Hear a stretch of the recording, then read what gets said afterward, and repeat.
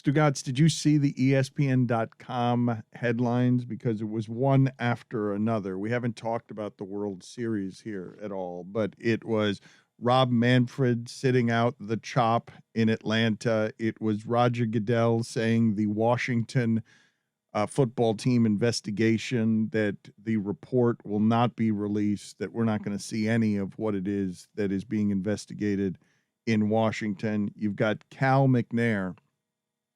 Why is it always you, Cal? Cal McNair, son of Bob McNair, apologizing for using the China virus. His father a few years ago said, was owning the team and said, you can't let the inmates run the prison, when referring to the employees. And it was just one after another. No matter how much people want to get away from some of this stuff and retreat to sports, sports is going to have some of it. The commissioners are not getting any better at addressing it. Like, Stugatz, I'm not kidding you. 30 years ago, outside Atlanta, Minnesota World Series, talking to Native Americans who were protesting about this kind of stuff, the chop and the name. Manfred still got no better an answer. His quotes were embarrassing. He's like, I need it. It's important. We've got 30 markets, is what he said. Like, he just didn't have anything. Right. And here's Roger Goodell about a Washington investigation that had somehow ensnared John Gruden and $10 million in fines in Washington. And Daniel Snyder is off to the side. His wife is kind of running the team, but he's not running the team. There's a lot of information here missing. And when the NFL does an investigation, we have a lot more information. And there was a really good question being asked of Roger Goodell at this press conference. And Roger Goodell's answer was disappointing, as it all too often is. Based on the fact that you guys produced, 250 pages on Tom Brady, 150 pages on Richie Incognito, and 100 pages on Ray Rice, why is it that there isn't a written report on what happened with the Washington football team and the investigation you guys did into that? As you know, there was a summary of the findings. We had an independent counsel look at that. They worked on it almost a year. I think interviewed roughly 150 people, and I think it's close to 6 million documents that they worked through. But one of the important things by getting in a professional that has worked in this space was making sure that you had people who were willing to come forward, most of which wanted to do so with security and privacy and anonymity, and it would be difficult for us to do that. And that not only affects the investigation that you're going through, but it affects future investigations and the credibility of that. So when you make a promise to protect anonymity, you need to stand by that. We're very conscious of making sure that we're protecting those that came forward. They were incredibly brave, incredibly open, and we respect the pain that they probably went through all over again. Once you've decided to not be transparent with this stuff, that's the best answer from among a lot of bad answers, to go and hide behind the women again. Yes. To hide behind the women when you're calling in a league that calls for accountability at all turns and tends to punish its players and shame its players, or coaches and employees, Stugatz, because Deflategate was Belichick and Brady. They'll do it to the employees. It becomes far less comfortable when it's the owners and you realize that Goodell works for Snyder, and so the punishments have to be cosmetic. But applauding people who stepped up and were honest, and I think he called them brave. No, bravery is saying it and then allowing the NFL to release, hey, this is what this person said. No, because you're off there. If they ask for anonymity, I do think that that's something that you have to respect. No. I'm not saying you shouldn't respect it. I'm saying is there really bravery in stepping up and saying something to an investigator that you know will never get out to the public? Well, you don't know that last part. That last part seems to be the question here. But there is plenty of bravery in recalling some of the trauma you experience in a hostile work environment. It's also that second part that you said is important, because that was a good answer under the conditions. However, it might have been a dishonest answer from Roger Goodell, because Lisa Banks, who tweeted, "I represent 40 former employees of the Washington football team who participated in this investigation. Goodell's statement is false." If that's true, then you're protecting Dan Snyder over the victims. My point is that once you've decided, and they've decided, to not show anyone anything, you have to now choose, when that question gets asked, what are you going to say? Mm-hmm. And what he chose to say is it was important to us to protect the privacy of the people who are coming forth with the allegations. And what I'm telling you is that's the best cosmetic answer he can come up with from among all bad choices. Once you've made the decision, we're not going to be transparent about this, Right. and show you again what's happening here is employees they will shame, even if, Stugatz, we can agree, and we've talked about some of this before. What happened to the Patriots, going after the Patriots as cheaters, you might think is not good for the brand. But a lot of attention, a lot of talk about your league, soap opera, all that stuff is fine when you're shaming the people who don't actually have the power. And that includes Belichick. So they've got power. They just don't have the kind of power to manipulate the press conference and the investigation the way they can on Goodell. You can protect anonymity.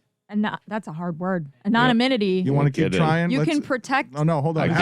Go back and forth. Go back and forth with Stugatz on that word. Stugatz. Anonymity.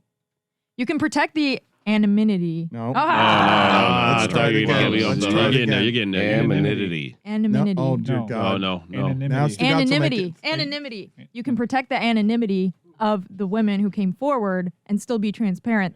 That's like a logical fallacy, saying you can't do both at the same time. Like we just saw this with the Blackhawks investigation yesterday. They used John Doe and pseudonyms for people who didn't want their names out there. It wouldn't be very hard to redact some names when you're a multi-billion-dollar organization that does a pretty good job of concealing things when you want them concealed, but it does them no good. My argument would be on Deflategate and Belichick and Brady, Stugatz. My argument would be that that wasn't actually bad for business. It was bad for the Patriots, but it wasn't bad for the business of the NFL. Deflategate, Ted Wells, spend millions of dollars, stay in the news stream, create a team that's more hated, more loved, controversial, polarizing champion, interesting champion. It's not actually bad for the league in empirical ways that cost you dollars, but go ahead and make it something scandalous that makes FedEx do more than make Dan Snyder take that name off the team, because everyone starts pulling out. Once you saw what happened to Gruden, you saw how he lost. All of a sudden, the sponsors, everyone vanishes. And when you're that close to the money's going to get protected by an investigative arm that is paid by the money. But it's absurd that we know more about PSI and how to handle a football than we do about what goes into a hostile workplace. We know that it's a hostile workplace. We don't know what the NFL defines as a hostile workplace from this. It's a clown show. But not as serious as Dan pointed out, even though you're going after, a cathedral, one of your best players in Tom Brady there, but it wasn't bad for business. This is a totally different story. I disagree. Oh, no, it Mike, was certainly that was bad for business from ESPN's standpoint. ESPN is hated in New England. The NFL management, Roger Goodell, is hated in New England. I don't know how that actually manifests in terms of dollars, but it certainly hurts in terms of perception. Right. Like, these are brands that were pretty immaculate in that region, and now they're not. Not perception that costs you dollars, though, which is the perception they care about, which is why the NFL does, after Kaepernick, one day to the other says, hey, we got it wrong on Kaepernick, never mind about all that. Perception, optics are the only thing that matter here. Because the reality of it is, not perception, the reality of it is this is a giant business protected by all of the things that protect corporate interests. Mike, those were conversations people wanted to have. It might have not been good for, Belichick and ESPN in certain places, but that was an easy conversation, deflating footballs that people were willing and wanting to have. If they care about optics, why are the optics of this so bad? Oh, because the optics that would be revealed with transparency are deeply, deeply worse. Much worse? This is the best of their options. They're taking inventory. I keep saying but then that's a cover-up. The important part of the phrase here is if you're insistent on nobody ever gets to see this.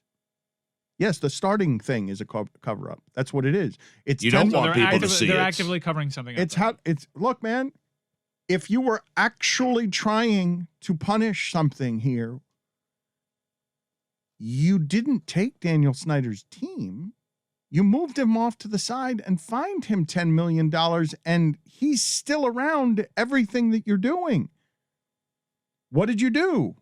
You did optics. That all they care about is what gets us the best look. And in this circumstance, the worst look is us getting to see the inner workings of Snyder's organization. There's nothing worse than that. There's nothing that can happen. You check with your PR crisis team. You check with all of the people who do market research on this stuff and let you handle scandal and crisis. And there will be nothing worse than us seeing whatever it is that their investigation actually turned up. Yeah, I think the optics that they're okay with is that we don't really have any say in if there's bad workplaces in the NFL. We're not going to be held accountable to that. So if this happens again, maybe people won't come forward. Like, that's the message that they're sending, right? If you're a woman or anyone working in any of these clubs right now and you have a similar story to these women, you're making that decision. Should I come forward about this, or nothing will happen, so I won't?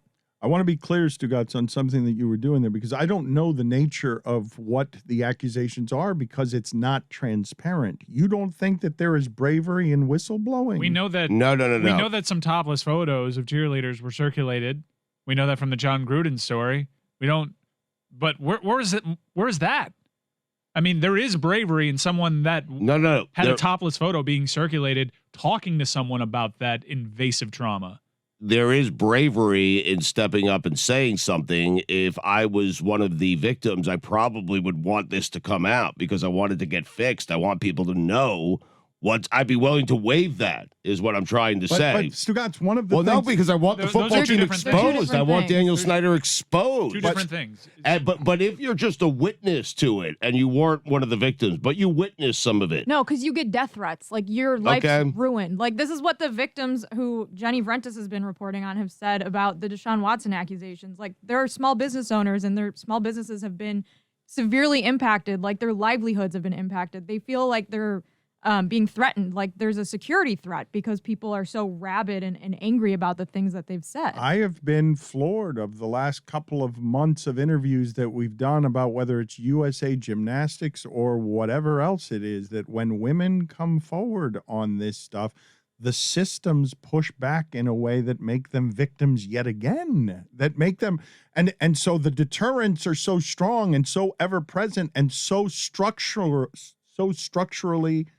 what the organization is doing, that there is difficulty in telling the truth to investigators about a place that you might yourself love because of fandom, or thought it was a dream job, or work for people who control your careers after that. And I just can't believe that we're going to quietly not see any of this, that they're going to get away with it. They I also can do can't this. believe it. I gotta think that there's some investigators that are going to be poking around on this investigation even more. Like, we already saw it happened with the Wall Street Journal. Stuff already leaked out.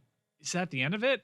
Is Daniel Snyder going to presumably get away with this? Am I the only one fascinated by the fact that the world's second richest man might want the Washington football team and has a journalistic arm, one of the few in America with the resources? It's fascinating to actually put this out there, unless you want to join the boys club where they don't want it out there.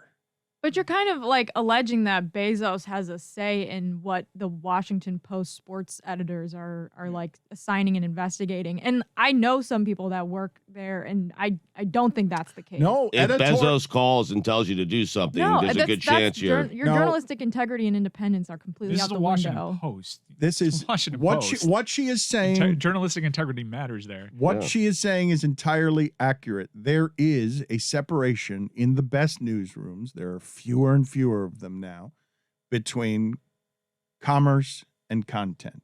The publisher is supposed to stay out of that stuff, but I have no earthly idea what Bezos thinks about journalism, and I have no earthly idea what it means to have that kind of power and money and want a football team. But I think the reporters themselves have integrity. Like, I don't know any of, like, a lot. I don't know them all personally. I'm not vouching for every single reporter there, but I am getting saying, to like, the bottom of that this would is be not like- But Jessica, it's you're right. saying something Yes. here. Hey, investigate that more is a perfectly I'm sure they valid probably thing already for are. the Washington Sure, it's Post gonna to be take doing. time. It's right, gonna so take time Bezos for wouldn't that be stuff. telling them to do something It's a- they're not already doing It's on a their fun own. hypothetical. Right. I know nothing about Jeff Bezos. Outside of he wants to reverse the aging process and go to space, and he's super rich and he just had a divorce. I don't know. I know where Elon Musk stands on the media. I don't know where Jeff Bezos stands. He can on get any his of thing in this. 2 days too, Yeah. except emails apparently.